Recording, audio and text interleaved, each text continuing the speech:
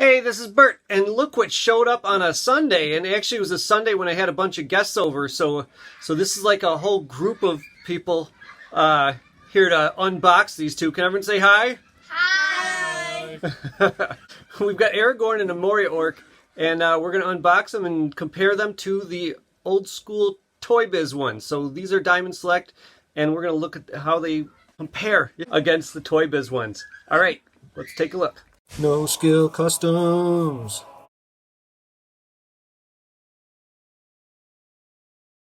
All right, let's take a look at Aragorn. My first impression is that they did pretty good on his likeness. Viggo Mortensen, he's a tough guy to get right.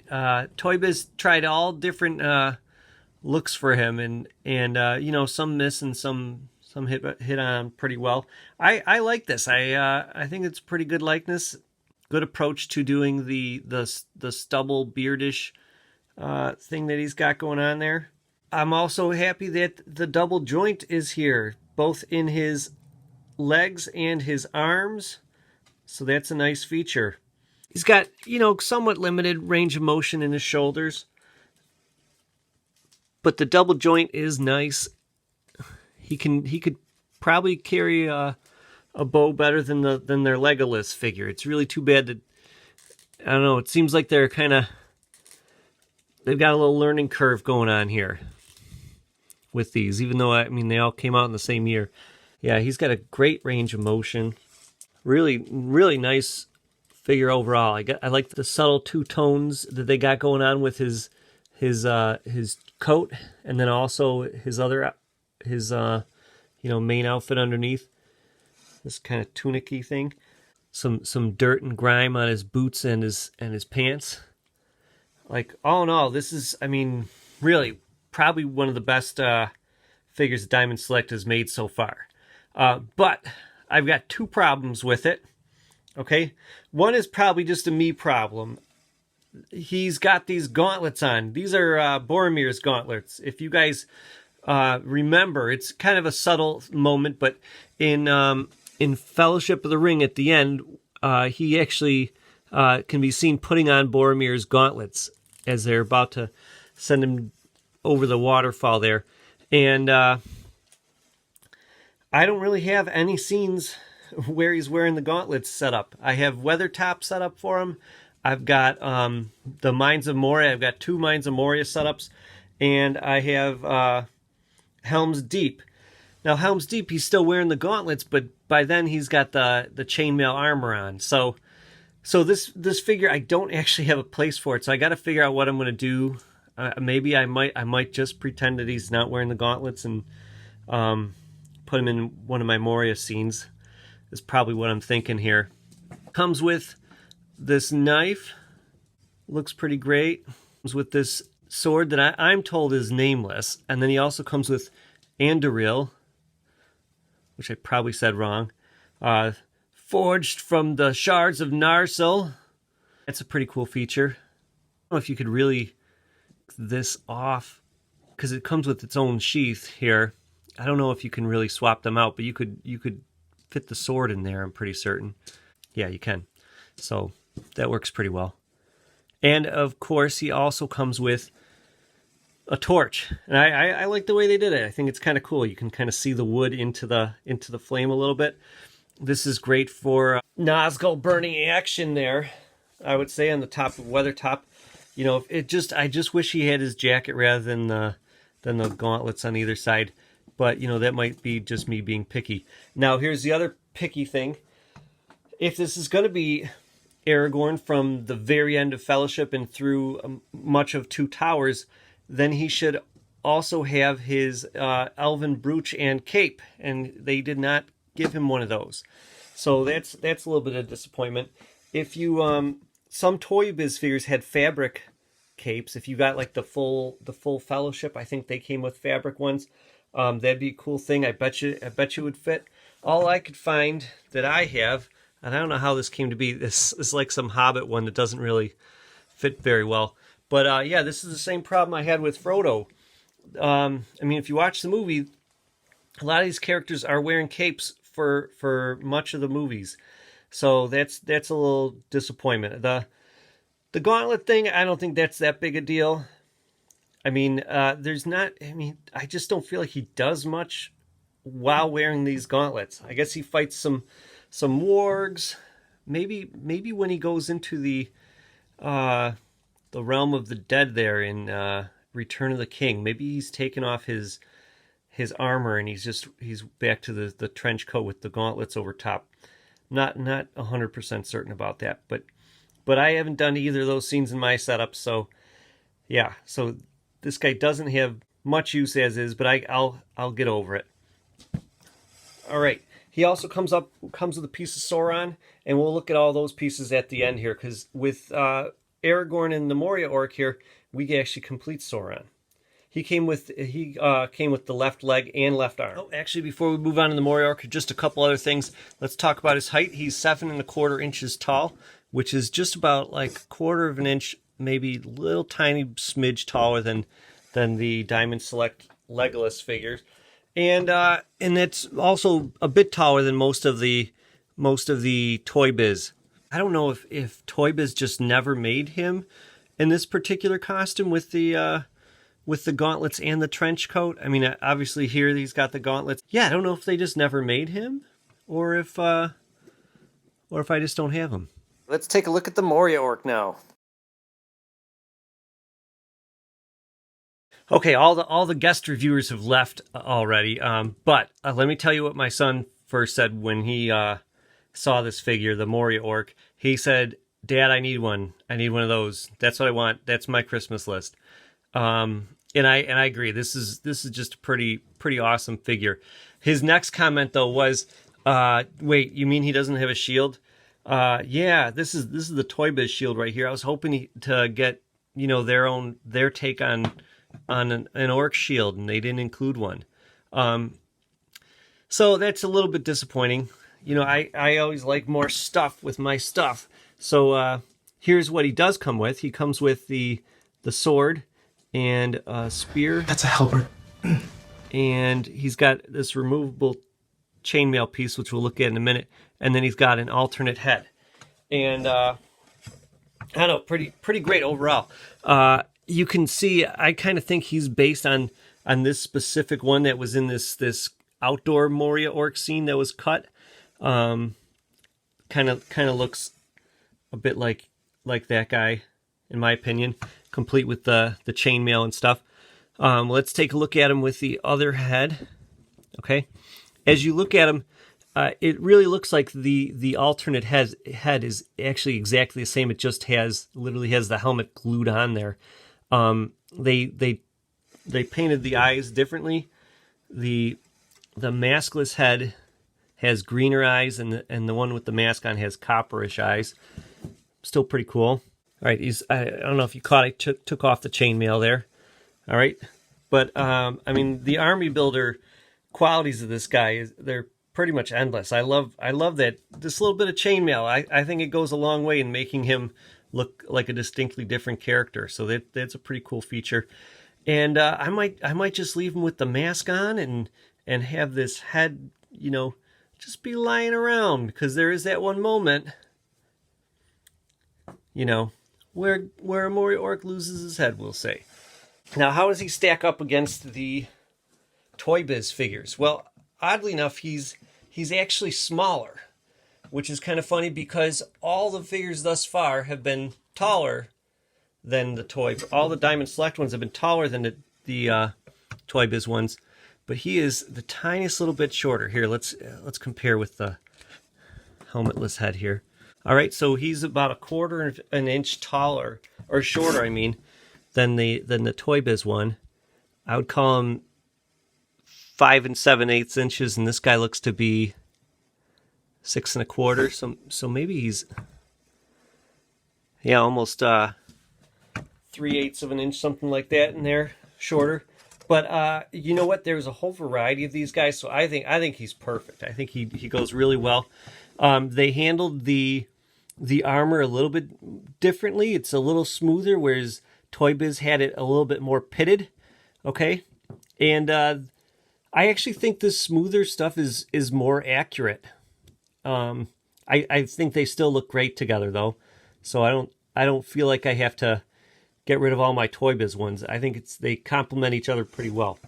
I think it's good to have some variety to your Moria Orc army here.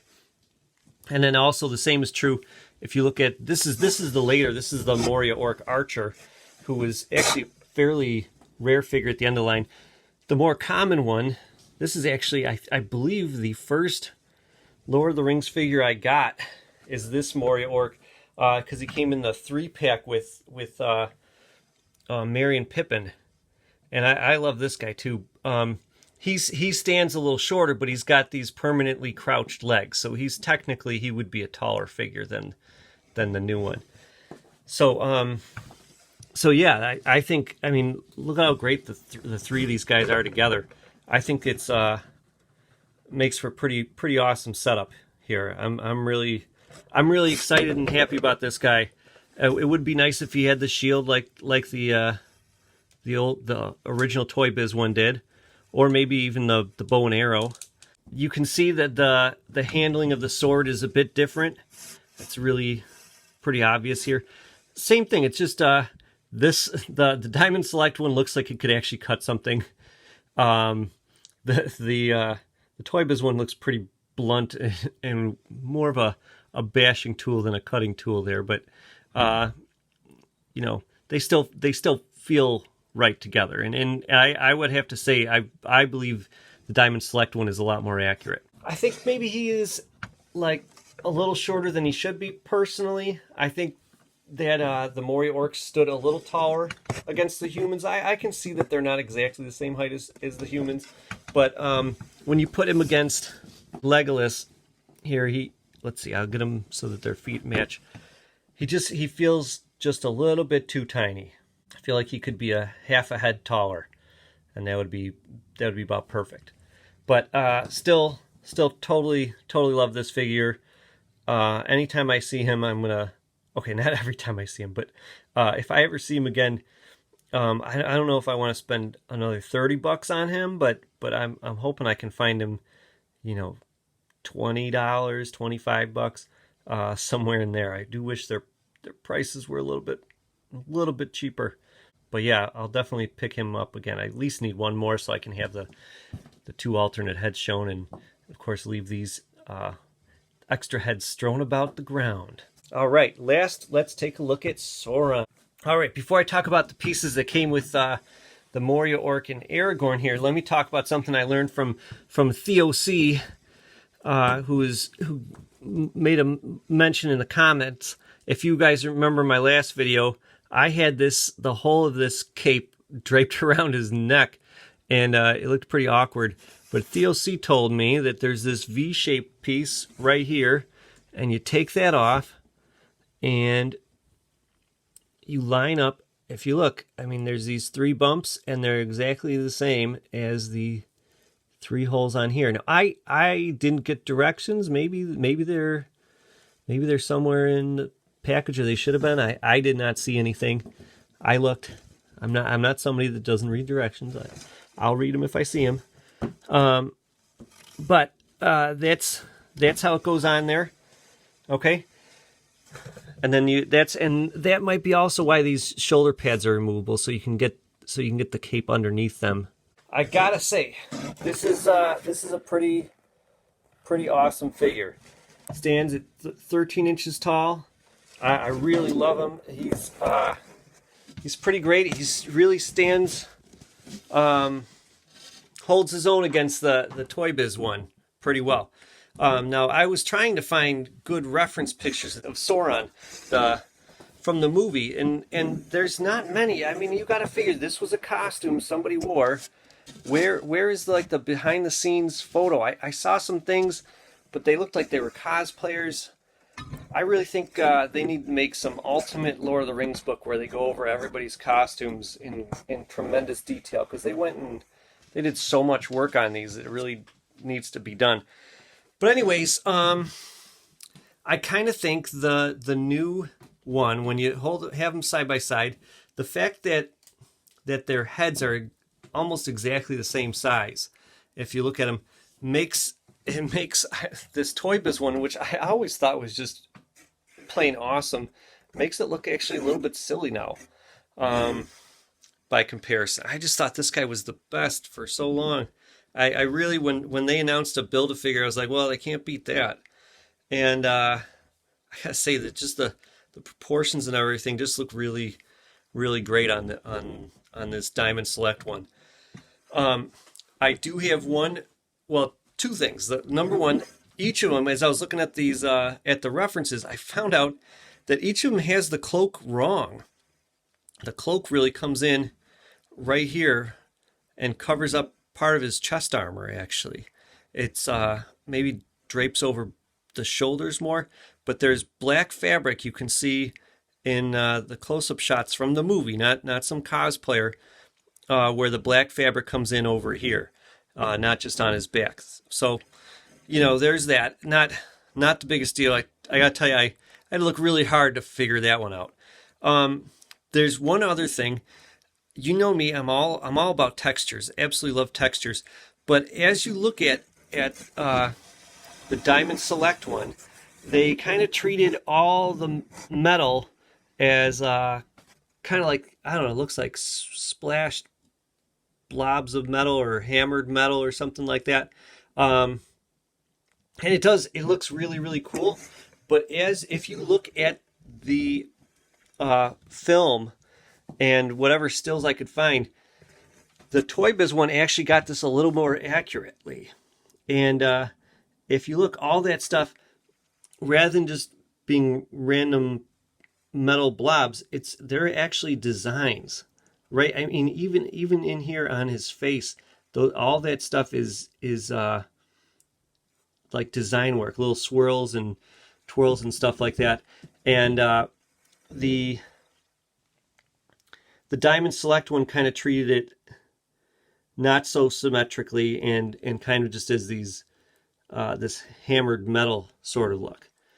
Still, if I had to choose between the two of them, despite that, and well, you know what? There's one other flaw. Okay, I mean the shoulders, the shoulder pads pop off all the time. Okay, as you move this guy's arms around. But that's not that bad. Once you get into a pose you like, you put the shoulder pads back on and you're good. Mine, and I don't know if this is just mine, but the piece that came with Aragorn, this left hand, the one that's got to hold his mace here, is really, really loose, just really, really wobbly. So that was a little bit of a disappointment. And his other hand seems fine. Oh, that elbow's a little scary. This elbow moved a lot easier. This one's fine, but it doesn't have to hold anything. And this one that does is a little bit wobbly. But given all that, I just think, despite the slight mishandling of the texture on this guy, which is really that. I mean, it's such a minor thing. You only see it if you're like inches away. But so despite that and the wobbly hand, if I had to sell one and keep one, I believe I would sell my Toy Biz one and keep my Diamond Select one. I just think he just looks so massive and cool and more proportionally correct.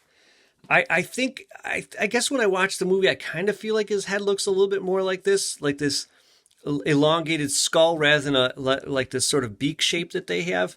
But I couldn't find a reference that was sideways enough that I was sure was a movie reference and not just some cosplayer's reference, to tell me which is really the more accurate there. But yeah, but I do love this Diamond Select one. I'm working on a review of the clear Frodo and Gollum set that was the San Diego Comic-Con exclusive this past summer. So I'm going to review that pretty soon. So like and subscribe to see when that happens. Plus, I thought I'd do a little roundup and do like a quick summary of my feelings about the Diamond Select line so far. Now that we're, I guess if you want to count the San Diego Comic-Con ones, now there were 8 figures into this thing with 2 more announced. I got to tell you, the Urkai looks pretty sweet, with the 2 alternate heads, or the one alternate head, one head on and one alternate head. And then the Gandalf looks pretty great too. So with those on the way and 8 figures in the bag already, I thought I'd do a little recap of the whole line so far. So look for that video too.